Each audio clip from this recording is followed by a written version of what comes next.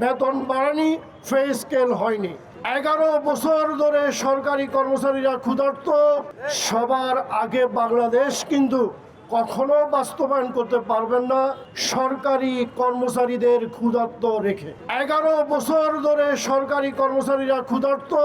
11 বছর আগে বেতন বেড়েছে, পে স্কেল হয়েছে।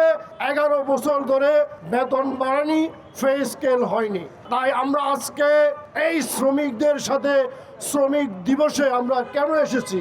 কারণ শ্রমিকরা ক্ষুধার্ত, তাদের কষ্ট আছে।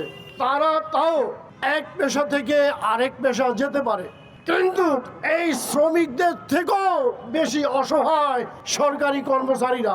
কারণ তারা ক্ষুধার্ত থেকেও পেশা পরিবর্তন করতে পারে না, কারো কাছে হাত পেতে পারে না, কারো কাছে যেতে পারে না।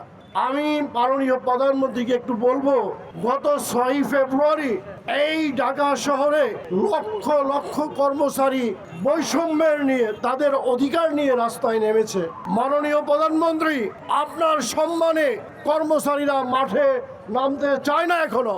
তাই আমি বলবো, আপনি ক্ষুধার্ত কর্মচারীদের পে স্কেল না দিলে তারা কিন্তু 600 দপ্তরে থাকবে না মাননীয় প্রধানমন্ত্রী। তাই আমি বলবো, অর্থ বছরে এই বাজেটে দেশের বিশ্ব যুদ্ধ অর্থনীতিতে যদি না পারেন, অন্তত মূল বেসিকটা এই অর্থ বছরে বাস্তবায়ন করুন।